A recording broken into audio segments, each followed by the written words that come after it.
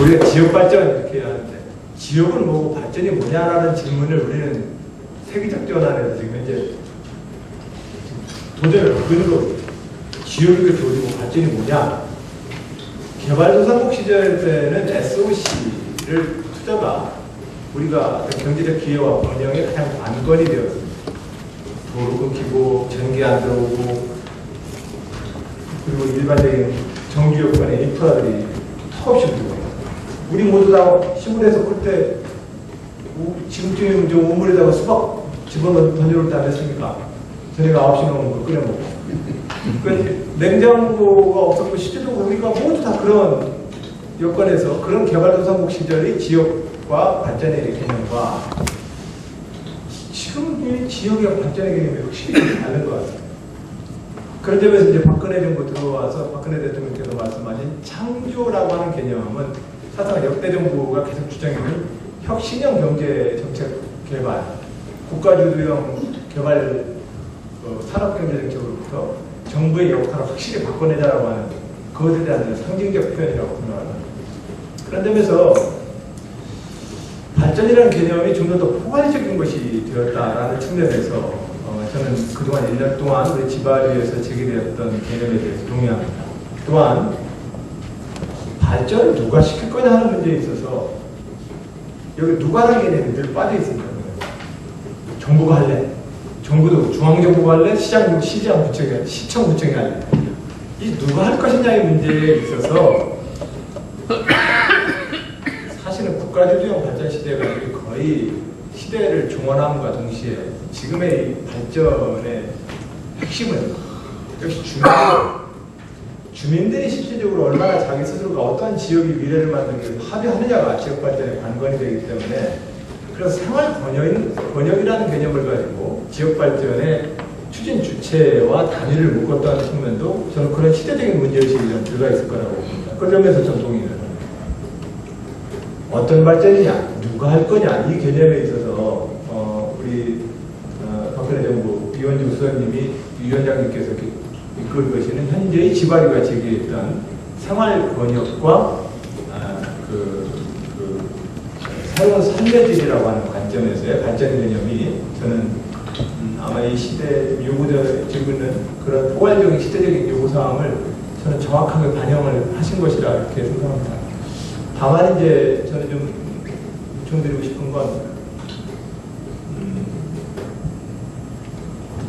대한민국 역사는 정권의 임기와 상관없이 계속 갑니다. 그런 점에서 대한민국이 수립해왔던 역할에 대해서는 정권이 바뀌더라도 지역발전위원회에서 꾸준히 좀 같이 챙겨주십사 이렇게 저는 부탁을 드리고 싶습니다. 지바리에서 그런 역대 균형발전 정책으로 보면 처음에는 수도권 관이나 억제 정책이 사실은 박정희 대통령 때의 아주 방어적 균형발전 정책이었다면 점차로 이제 김영삼 대통령 때와 노태우 대통령 시절까지 오면 이게 굉장히 공격적 이제 과밀화 억제 정책과 공격적 지방선산 정책을 쓰기 시작합니다.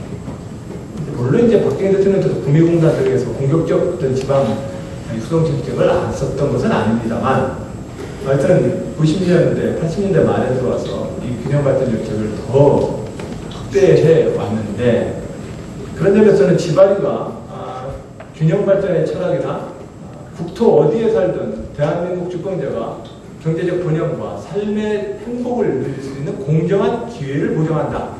이 헌법적 정신에 입각해서 지바리가 같은 간의 활동을 일관되게 저는 축적시켜서 계승하고 관리해주고 추진해 주셨으면 하는 그런 부탁 말씀을 좀 드립니다.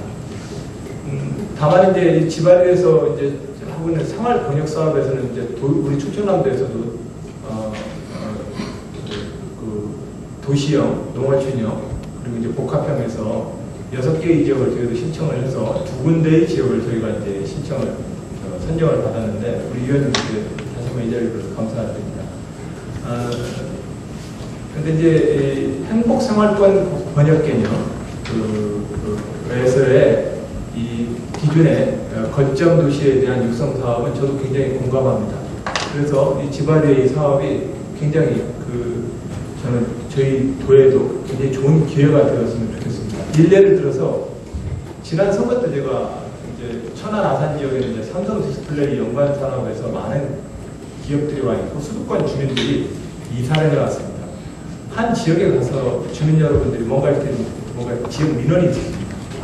도지사 후보들 와라 이래가지고 가서 제가 현직이니까 그 주민 여러분들한테 저희 동네 이사 와줘서 고마워요 이렇게 인사했어요. 그 아주머니들이 이렇게 보더니 저도 처음에는 이사 와서 좋다고 생각했는데 후회돼요 이러는.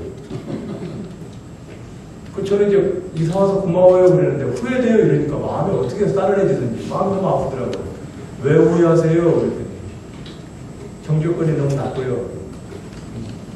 이제 그러면 이제 구체적으로 좀 천안 아산인데 천안만 하더라도 한 20여 년 전에 인구 14만 명의 도시가 지금 이제 70만이 되어버리니 사실은 80년대나 70년대 말에 서울의 도시계획을 다시 했던 거랑 똑같은 그런 도시 계획의 필요성을 가지고 있지만 우리 모두가 아시다시피 서울특별시 같은 그런 재정 투자가 필요합니다.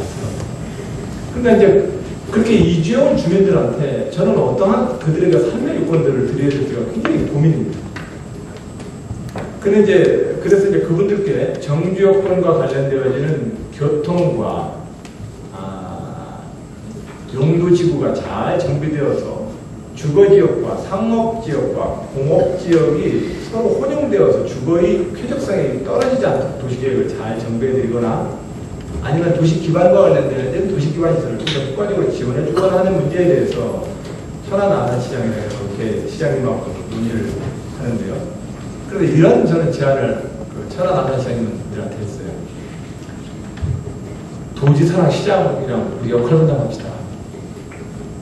기업하기 좋은 도시의 가장 핵심과 관건은 제가 볼 때는 세금 깎아주는 것도 아니고 보조금 주는 것도 아니고 왜냐면 그건 사실은 전국 어디나 프랜차이즈랑 똑같아요. 탑핑해주는 그 탑핑 내역이 똑같지 않습니다. 약간 지방의 조례에 의해서 자율적인 순수 지방비로 입지 보조금을 좀 더 주냐 덜 주냐의 문제이지 사실은 똑같습니다. 그러면 무엇이 기업하기 좋은 환경이 좋은 도시냐 보면 핵심은 직원들이 내려서 살 수 있는 정주여건들을 보장해 주는 일입니다. 근데 이 정주여건을 보장해 주는 일일 때 정주여건을 보장해 주려고 하면 늘 모든 주민들이 똑같이 얘기합니다. 의료시설이 부족하고요, 교육이 문제고요, 문화생활이 부족하고요, 이런 문제들.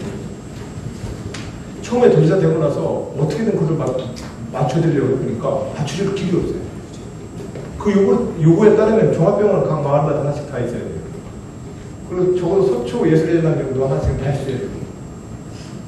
그리고 의료와 교육 문제들도 사실은 교육의 실체들도 잘 안 보여요.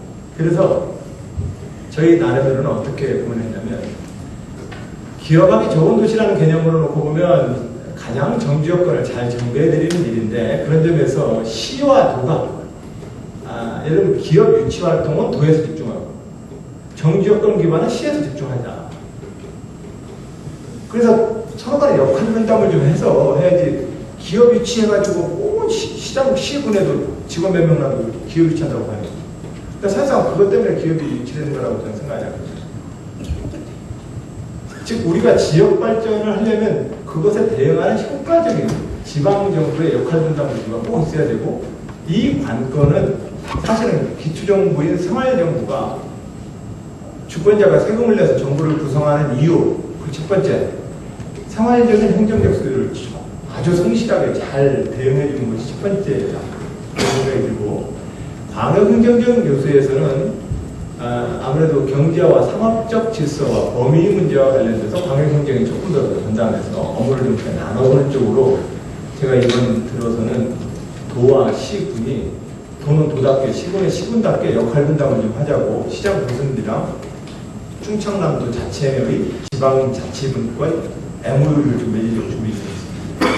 그렇게 해서 공부 하나 가지고 축구 11명 몰려다니는 축구 하지 말자.